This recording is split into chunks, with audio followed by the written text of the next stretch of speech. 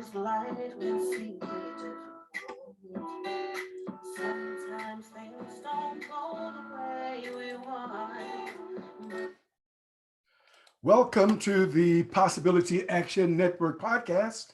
I'm your host, Stephen Middleton, aka Possibility Man. We bring you guests who strive to better people's lives and serve as a force for good in the world. Today we have Dr. Andrea Blanch. Her friends affectionately calls her Andy. She is a specialist in trauma and resilience, and she's also one of the founders of an organization called Sarasota Strong. Andy, welcome to the show today. Thank you so much, Steve. It's a pleasure to be here. Looking forward to chatting with you. Okay, great. Hey, I would like to talk around the theme, understanding trauma and what to do about it. Is that okay with you? Sure. Okay, great. Now, Andy, today is just, gosh, what can I say? I don't want to say a special day, but today just reminds me of how timely this type of conversation is. And let me share just briefly why, and then I want you to respond to this, if you will. A young woman, I don't know her, but Cheslie Kryst, or Kryst, I think is the way you pronounce her last name. Cheslie Kryst won the Miss America, Miss USA pageant in 2019. She, did 4 years of college, then went on to graduate school and earned a master's degree in business administration. And then she went on to get a law degree, and I believe she passed the bar examination in her home state. And Andy, on yesterday, I discovered this morning that Cheslie took her life. And, it just reminds me of how timely this is. So is this unusual in terms of trauma and depression? Is this an unusual occurrence? Oh my goodness, I wish it were unusual. The thing that is so moving about that story, Steve, is that it would have been so unexpected to everybody that knew her, who looked at her, this incredibly accomplished woman, she was obviously smart and beautiful and talented and appeared to have everything in the world going for her. And yet something was so painful and robbed her of every ounce of hope to the extent that she took her own life. It's so tragic. It's just heartbreaking. And it shows what we always say in the trauma movement is be kind to everybody, because everybody has a story you know nothing about. And so many people on the outside look so well put together. They look like their lives are just A-okay. And yet you don't know their story. What they lived through as a child that left scars, that left patterns that they were having a hard time breaking, what has, transpired over the course of their life, what they're going through right now. I mean, it's very possible that the very things like fame and publicity that appear from the outside to be positive things might have actually pushed her over the edge. That might have been too much exposure. You just never know. And it's so true for so many of us. And that's really what the trauma movement, one of the things we're really trying to accomplish is helping people to understand that very issue, that we all have a story. Yeah. Okay. So I want to roll back for just a moment. People talk about physical health and, we always see people in the gym or, working out, but people rarely talk about mental health. I'm not even sure if people know what that means or what it means to be emotionally healthy. So would you help us to get a grasp of what is mental health? What does it mean to be emotionally well? So that is such a good question. And first of all, let me say that you are right on point around your comment that people don't get this. And not only do they not know what it is, they don't put any particular value on it. It's, it's seen to be something that's, sort of fluffy, if you're healthy and you got a job and you're economically secure, what else do you need, right? But mental health and physical health, I mean, all parts of us are so intertwined. It's, you can't really be totally physically healthy if you're not also mentally healthy. They're just too interconnected. So, what we like to think of with mental health is it's not just the absence of mental unhealth. Okay, it's not just that you're not depressed. It's not that you just don't have some diagnosable condition.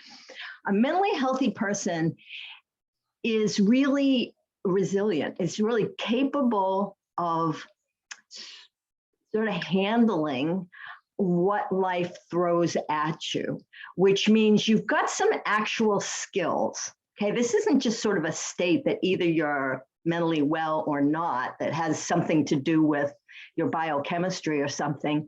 It's a set of skills.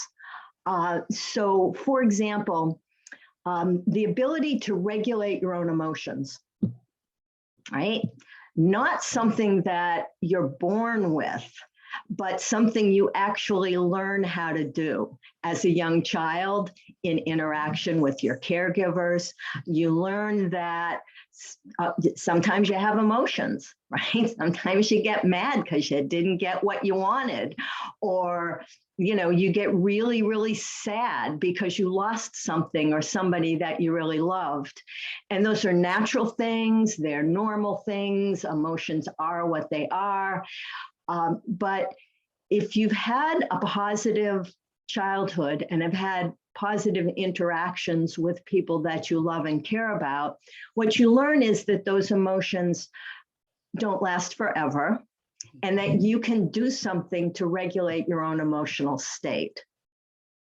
So if you get really angry, I mean, we do a lot of this stuff naturally, okay? A lot of it is just kind of intuitive. I remember as a high school kid, when I got really, really mad at my parents or really angry at something was going on in the world, I'd call my friend from across the street and he'd come over. We had a basketball hoop in my driveway and we'd shoot baskets. And what we've learned in the science of trauma and resilience is that rhythmic, repetitive motion, like, dribbling a basketball or any of dancing or petting an animal for that matter, that naturally calms the nervous system. So if you're dysregulated, if you go for a walk, if you go shoot hoops with your neighbor, if you go turn on some music and dance for a few minutes, you'll find your emotional state coming back to normal. Now, I kind of went on about that for a bit, but that's an example of somebody who's emotionally healthy. They know what to do when they start getting dysregulated to get themselves back on the straight path again. And that's great. And I want to interrogate this just a little more because you mentioned two things. On the one side, you mentioned the word resilience, and I want to probe that a bit. And then the other side, you said, a person can learn about the let's call it elasticity from the culture in which they grow up. You can learn that certain things are okay, but I want to come to that second. So let's focus on resilience. When you say resilience, what are you pointing to? So that's also a really good question, Steve. A lot of people think of resilience as an internal capacity. And if you look up in the dictionary, it'll say something like the ability to bounce back after something bad happens. And that, as far as it goes, is a correct definition. That's what resilience is. It is your capacity to recover after something bad happens. But the problem is that when people start thinking of that as only an internal capacity, okay, it has aspects of that. And as I said, you can learn some internal resilience. But the important thing from my perspective is that resilience isn't just an individual characteristic. It also has to do with what kind of supports are in your environment, right? So in my case, going back to my basketball experience, my best friend, Peter Knight, lived across the street from me, and Peter was always there if I needed him. So that fact of having a trusted friend in my environment who would come and help me when I was having a hard time, that was part of my resilience. Mm-hmm. So the environment contributes directly to resilience. So if you have a family that has good parenting skills and, loving relationships and all that stuff, but they're living in extreme poverty and they're having to move frequently because there's job insecurity, that family is going to be less resilient than they would be if they had the supports in their environment that they need to hold them and support them as a collective. So resilience is both internal and it has to do with the external supports in your environment. That's clear. I mean, it's like, what you're telling us is that, well, resilience could be innate. That is, we have capacity to learn the resilience, but it's a lot like having a muscle. A person could have the capacity to develop the muscle, but if they do nothing with it, then of course they just have the muscles that they were born with. So that's excellent. I like that a great deal. But then you said something else that really strikes me. And I want to probe it because it's like, I'll give you an example. I got angry about 2 or 3 weeks ago. And something, I felt badly that I got angry publicly, a small group, but I really was upset about something. And I let it be known that I felt badly that I was upset. It took me about 3 weeks to say, wait a minute. It was okay for me to be upset in that situation. But this is what you're saying, right? Is that you can learn that certain things are okay, or you can learn that if you get upset, then something is wrong with you, which of course is more damaging. Is that about what you're telling us?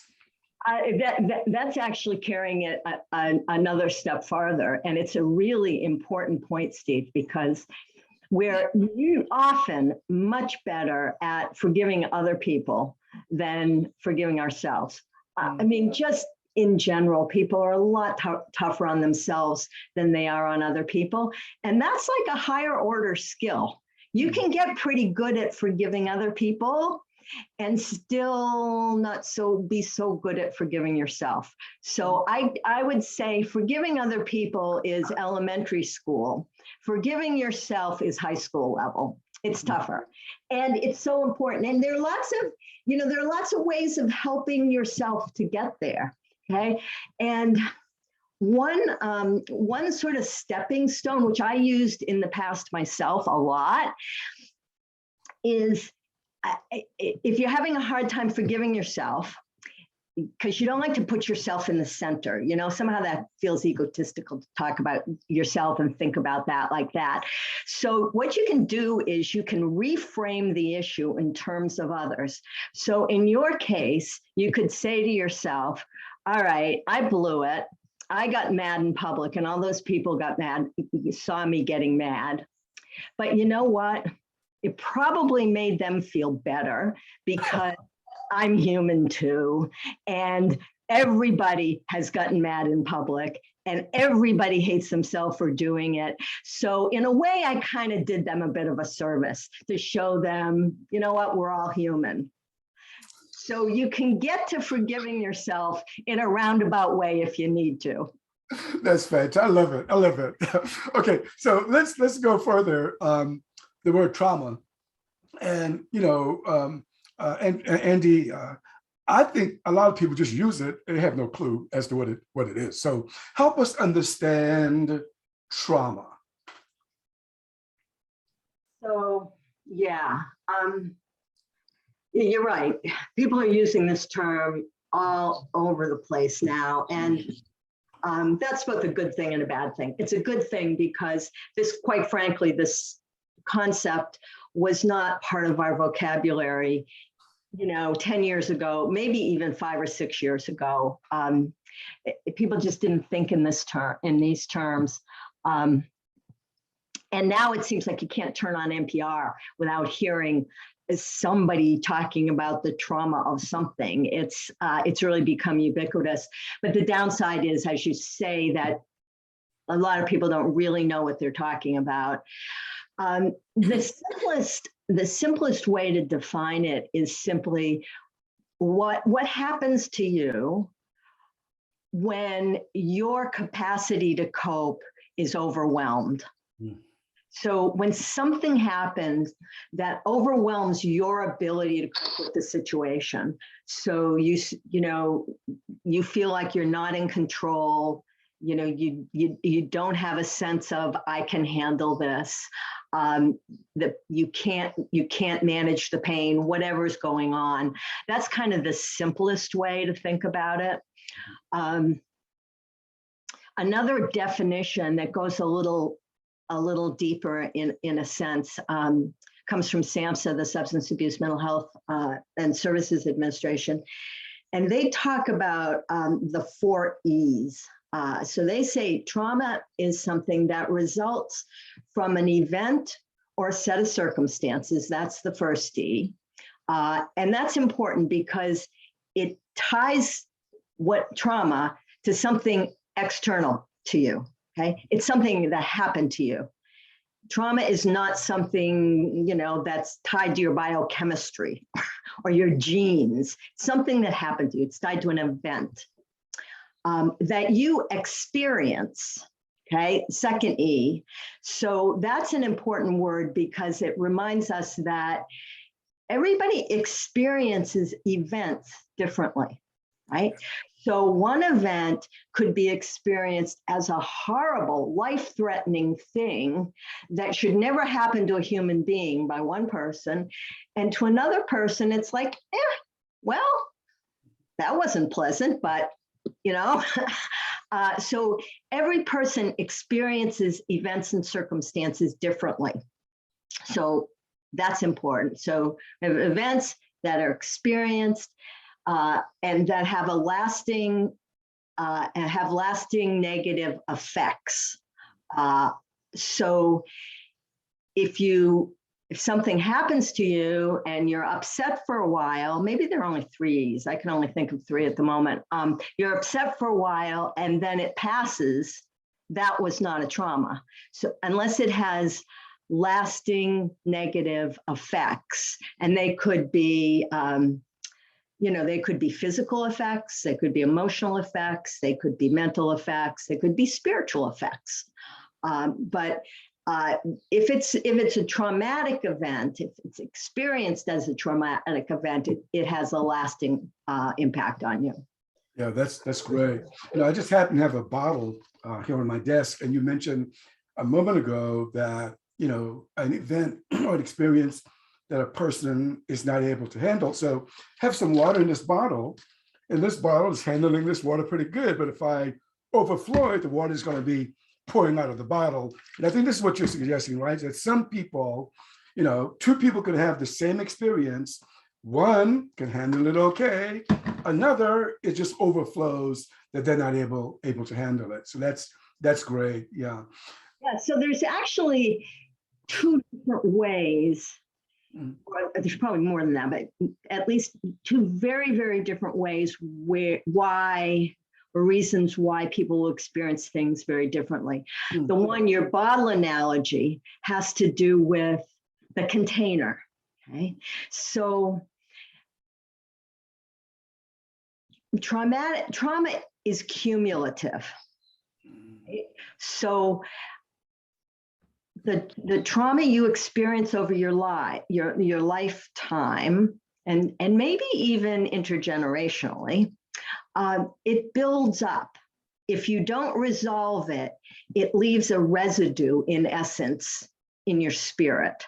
So if you had a really difficult childhood for whatever reason, maybe you were a foster child and never knew your real parents, maybe you had abuse, maybe you moved all the time, whatever, that's trauma. And then you grow up a little bit and you go to school and you get bullied. There's another set of traumas. And then you're really smart and you get a good job, but you experience racism in the workplace. There's another trauma. They all add up. So if you're a person that's carrying a very heavy trauma load, right? And then another event comes, then you're like that bottle that's half full and it overflows.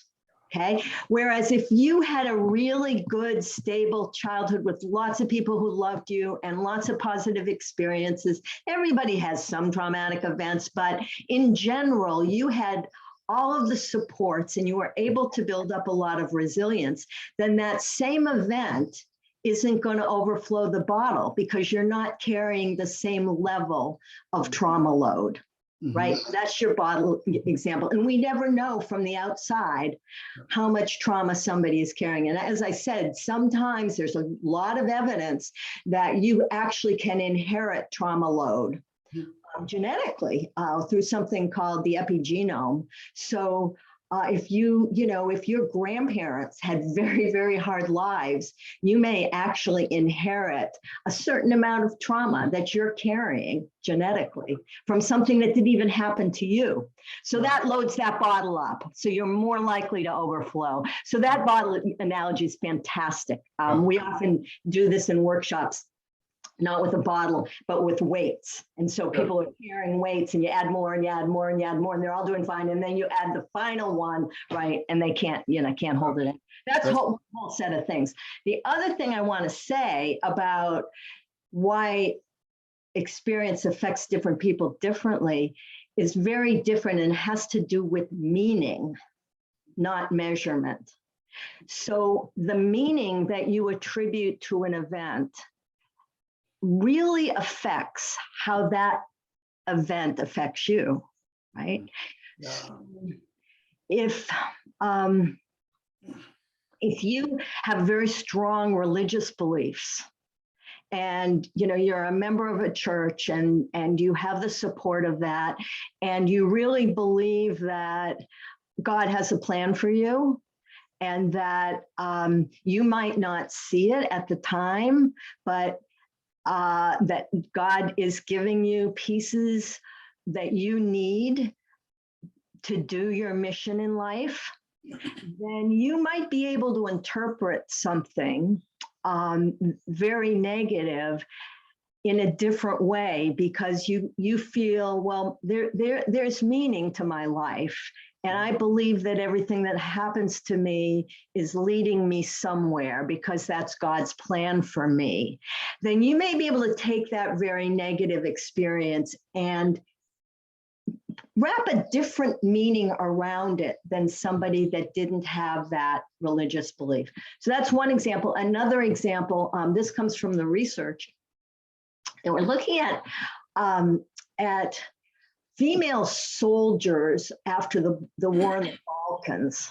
And if you'll remember that horrible set of circumstances, a lot of women in that conflict were raped.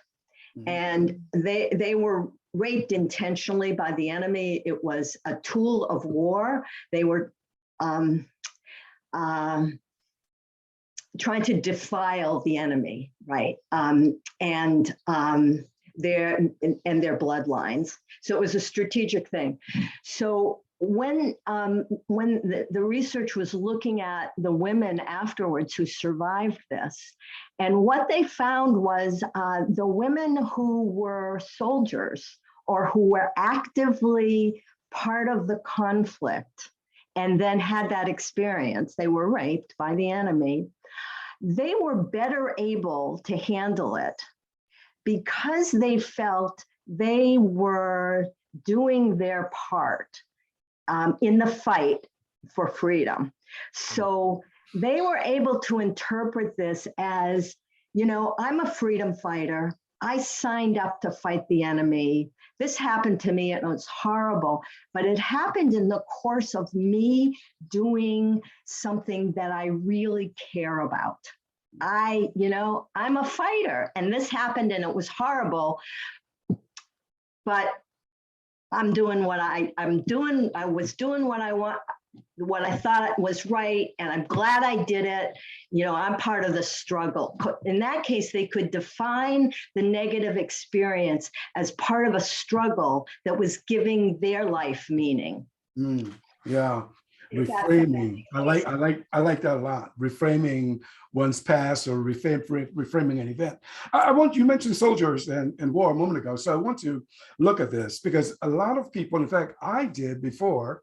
When I heard trauma, I'm thinking either people in the military or veterans of the military and who had been in war. But then I'm thinking, you know, from life, I'm thinking, well, there could be two sides of this.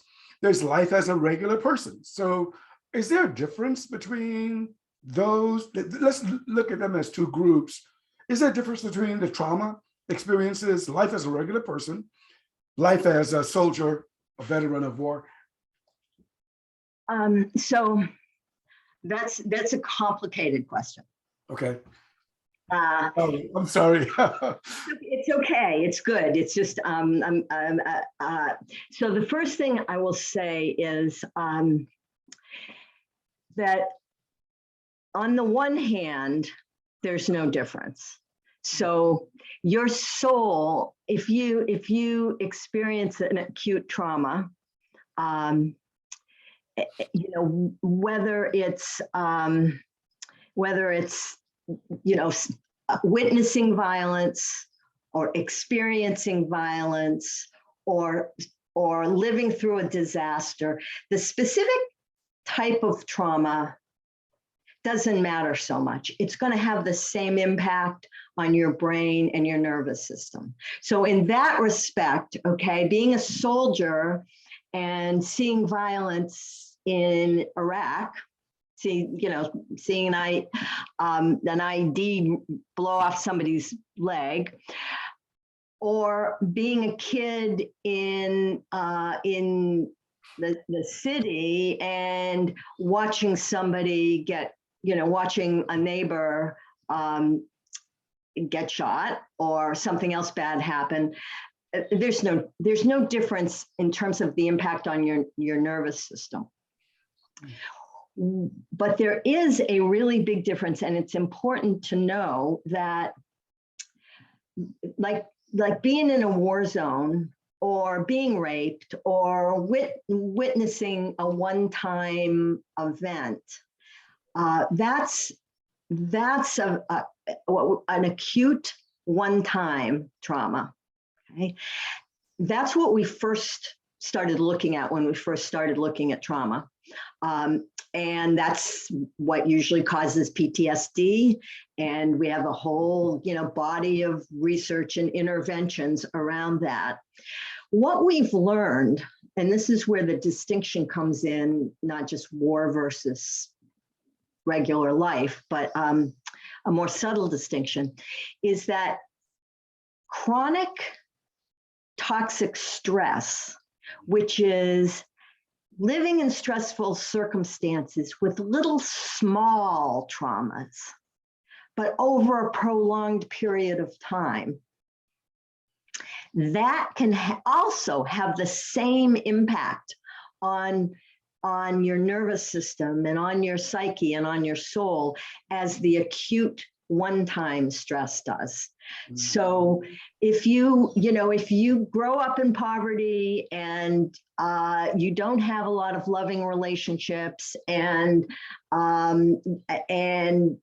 you're a person of color in a racist society, constantly assaulted by microaggressions, nothing individually looks the same as getting raped or watching somebody blown up. In terms of those are acute traumas, but that accumulated toxic stress of living in those kinds of circumstances actually has the identical impact on your nervous system. Mm-hmm. So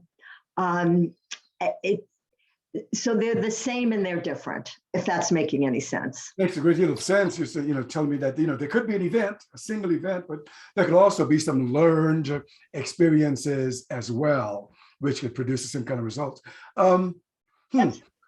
That's subacute, yeah, chronic toxic stress. So the way you can think about this, if you don't mind me going into a little neurobiology here. Let's do it. So the brain is wired, right, to when you're in a fearful situation, when you're confronted with danger, right? We all have heard about fight, flight, or flee, right? Your brain is wired. If there's danger out there, you're walking through a jungle and you see a tiger, right? What your brain is wired for you to either run like heck to get out of there, freeze and hope it doesn't see you, or fight it if you're really brave. And that's a biological response that actually is determined in the back part of your brain. It's not a thinking response, it's an instinct, okay? You don't have to think to yourself, oh my goodness, there's a tiger. That tiger killed me. I think I better get the H out of here, right? It just happens in a flash because it's your brain is wired to do that. And so, and it floods your bloodstream with adrenaline that helps you run faster and all these stress hormones. And that helps you respond. And so if you have an acute trauma, all of that happens in a flash. But if you live in a set of circumstances that you're in sort of a chronic state of fear, right? You're not running from a tiger, but you never know if your dad, who sometimes drinks too much and then comes home and beats your mom up, you never know whether he's going to come home from work drunk or sober. So as a little child, you're constantly in fear, okay? Over time, nothing that bad ever happens to you, but you live in fear for years, sort of at a chronic level. Your body, your brain and your body are in a state that's ready for the fight, flight, or freeze response continually. And so you can see why, well, those stress hormones that are meant to just flood your body once and then settle down after you get to safety, they're kind of there all the time. So they have the same impact on your body and your brain over time as the acute event. Does that make sense? Makes a lot of sense. I got it. That's great. We all need this education. I'm so glad you're with us today. So just two things, and this is kind of be, I don't know, hate to say random, but I want to ask this because I've seen this. And it's very sad. One is I've seen two sets of parents, both experience the horrible thing, which was the loss of a child. Suddenly, a child just, no diseases, just dies. One set of parent seemingly never recovers. It's just like, they just wiped out forever, it seemed. Another set of parents seemingly are able to live this experience with a sense of loss and hurt, but yet live more vibrantly. Maybe you've already talked about this, but I find that fascinating just to see both experience the same event, but then different responses. Can you help me out with that? No, really can't. I'll make some observations though. The first observation I would make is that you don't really know what's going on with those people. Right? Remember, you can't always tell from the outside. Right. So it's very possible that the parents that seem to be doing really well and carrying on and hurting, but moving forward, maybe they're going to turn out to be like that woman who seemed to have everything going for her and ended up committing suicide. Yeah. Okay. Whereas the parents that are really stuck, well, they're dealing with their pain and they're not through it yet. They're stuck with it, but you also don't know when they're going to make the breakthrough. At what moment, and what set of, who is going to come into their life, who listens to them in a certain way and here's what happened to them in a certain way, and suddenly they feel heard and seen and understood, and it lifts. So yeah, I mean, that's perfect. I mean, and that's what I did is what a lot of people probably do, and which was just, reminded me of is making assumptions. You just don't know. And it's good to know what you don't know. Very good. This may also seem to be a random question, but I want to ask, and I could be dead wrong on this, but I'm going to ask, why does it seem, at least to me, that trauma or anything that involves emotional health scare people so? Now, I could be wrong on that, but it just seems to me that way. Some people seem to be frightened by it. Yeah, so that goes back to your question about mental health too. Why are we so afraid of mental health and trauma? So I think you are right. I don't think you're wrong about that. And the first thing I'll say is, particularly on trauma, particularly around childhood trauma and the more acute forms of, people do not want to talk about it. They simply don't. Okay, so nobody wants to think about childhood sexual abuse. It's hard. It's hard to, it's hard to hold that image in your mind about how somebody could hurt a small child. And it's painful, and people just don't want to go there because it hurts. It hurts a compassionate person to think about that, to hold that image, and very young children are sometimes hurt horribly. And it's because we're compassionate human beings, and people haven't learned the emotional skill, and it's hard. It's what therapists learn to do, to keep some emotional distance, to empathize with what's going on. Okay, so you train yourself to hold that image in your mind of a child being abused, and you empathize it and you feel it, and then you keep it from affecting you too badly.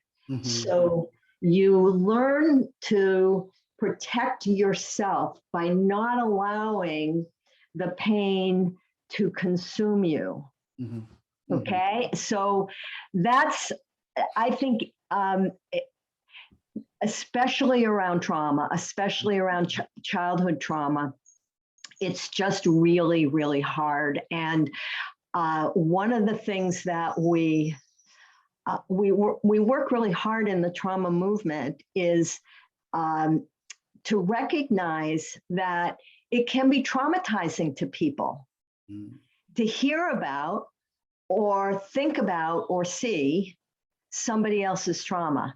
In fact, there's a lot of evidence that, again, your brain, your body, your psyche, your soul can be traumatized by somebody else's trauma. Wow.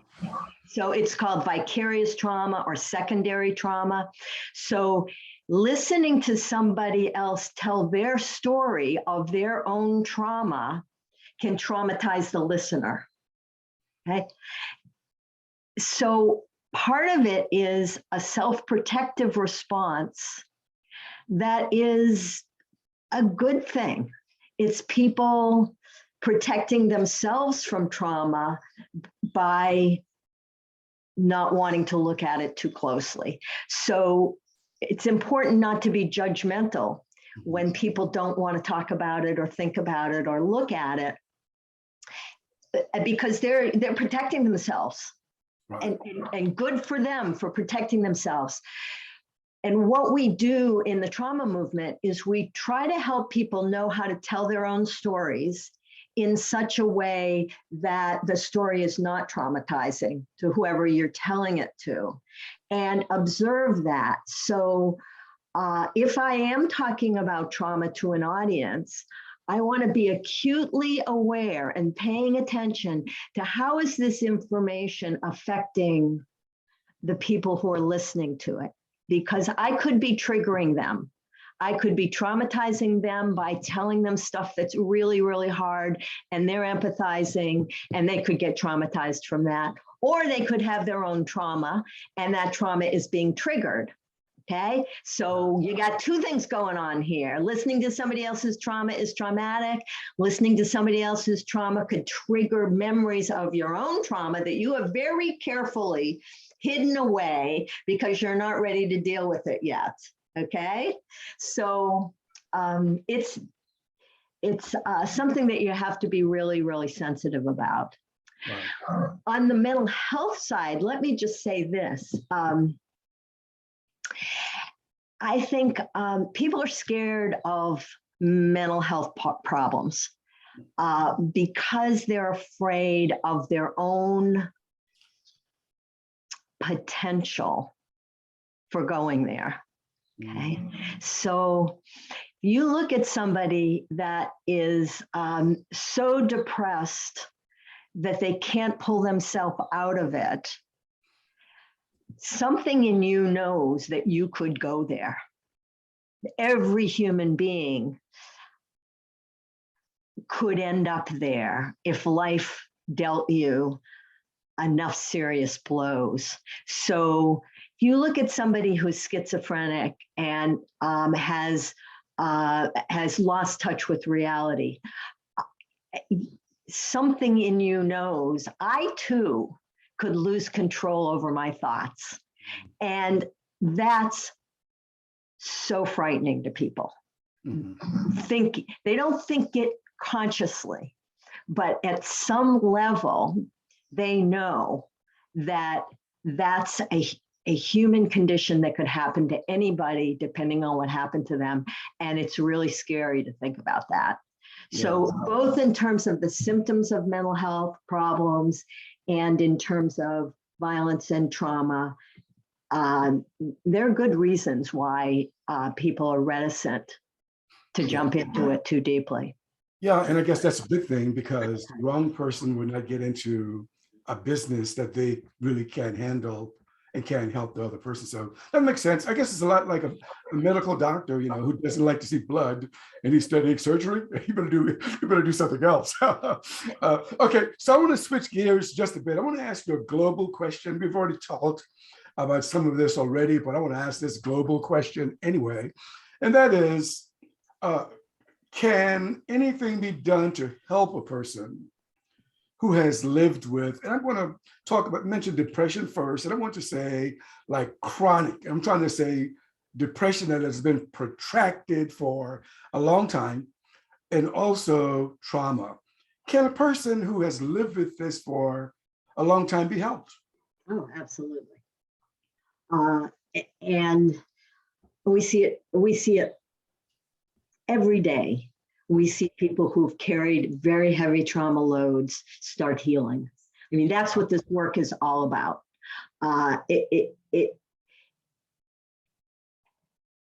It's never too late.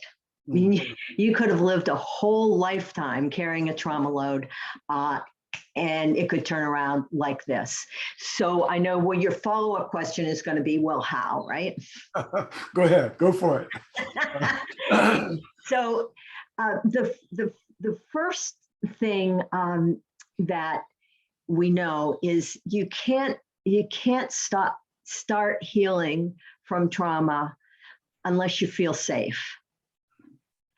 So a lot of times people are not only carrying around the impact of the trauma that occurred in terms of health conditions and mental health conditions, but they're carrying around a feeling of lack of safety, okay? Like, I'm never really going to be safe because their brains learned way back when that the world wasn't a safe place. So it's really important if you're going to help people, to make them feel safe and in control. So to the extent that you can help people feel like they're controlling their decisions, then a sense of control makes you feel safe. So that's really absolutely fundamental. You don't want to be telling people what to do or how to fix themselves, or, you know, doing anything to them, even talking with them. Ask permission first. Would you like to share your story with me? Do you want to sit down and talk? So that you're putting power back into people's hands. Every chance you get, you're returning power that was stolen from people. Right? Then the second thing is, just don't underestimate the power of listening. Yeah. People need to be heard. People will not, they will, listening without judgment. It's very hard to heal if you think nobody believes you or has been willing to listen to you tell your story. So giving people an opportunity, again, not asking them to tell their story, but giving them the space to share if they choose. And then listening with absolute no judgment. You are just there to listen and to reassure them that whatever happened was not their fault. And, you know, that should never happen to anybody. The power of that simple listening stance and that simple non-judgmental stance. I can't tell you how many people, their entire lives have been turned around because somebody took the time to actually listen to them and let them speak their truth. So they're very small and very simple things that you can do. Going back to your opening thing about getting mad and not being able to forgive yourself for 3 weeks, there's another reframing that is sometimes really helpful as well. And that is that without sounding too far out there, our soul often knows exactly what's going on and is trying to communicate with us in some ways. And if you can look for what is the wisdom, not the benefit, but what is the wisdom in what I'm feeling right now? Okay. There was once you talked about depression, and one of my favorite books on depression is called The Wisdom of Depression.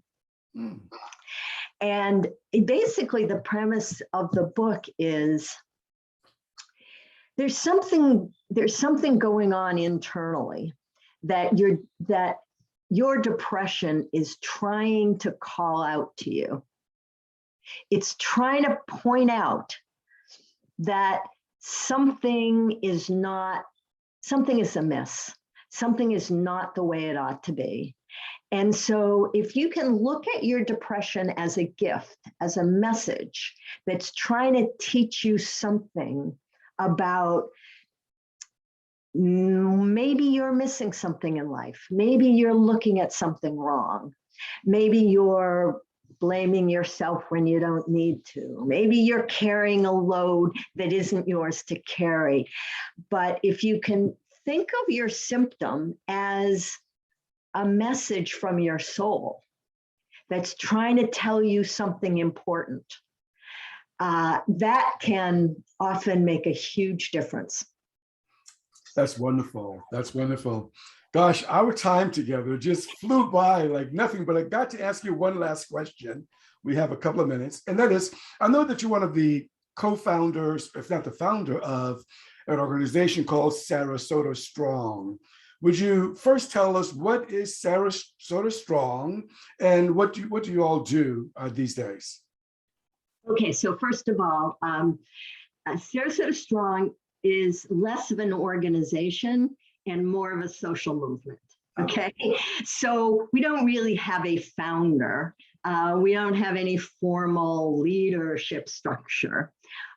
We are a growing group of people who live in the Sarasota community who understand how important this information about trauma and resilience is, and understand the transformative power of looking through a trauma lens. Because once you really start looking through a trauma lens and you recognize that all of our social problems tie to violence and trauma that has damaged us in some way and that we can heal from. And once you start looking at the world that way, you can't unlook at it that way. It changes everything. You see somebody in the street and you ask yourself, geez, I wonder what happened to him that he ended up in the set of circumstances, instead of saying that bum, a lazy bum, or whatever we've said in the past. So it's really a transformative lens. And there's a growing number of people who recognize this, that, you know, this is maybe a key to a better future for all of us globally. If we could really understand it and really look through this lens and maintain that compassionate, non-judgmental perspective. So we're just a group of people who came together and said, let's try to spread this message in whatever way we can to ordinary people. Trauma is way too important. This information is way too important to stay in the hands of professionals. Wow. You know, in the hands of professionals, you can have a trauma treatment model, but in the hands of ordinary people, this information can transform the world. So our vision is that every person who lives in Sarasota County and Manatee County in Florida and the world ultimately, eventually will understand this. It'll become second nature, and it will literally transform our helping systems. It'll transform our governments. It will transform the way we interact with each other. It'll transform the way we interact with the planet, with Mother Nature, when we truly understand this. So that's our mission.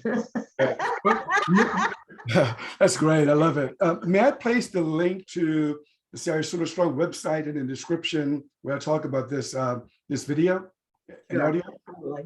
Fantastic. Well, Dr. Blanch, it has been my pleasure talking with you today. I've learned a great deal, and at some point I got to get you back. So thank you. Thank you so much. It's been fun, Steve. All right. You've been listening to the Possibility Action Network podcast with our guest, Dr. Andrea Blanch. We strive to bring you people who strive to better people's lives and be a force for good. And I'm sure you'll concur that Dr. Blanch is one of those people. Dr. Blanch, thank you so much again for being with us today. Thank you, Steve. Okay. Bye-bye. You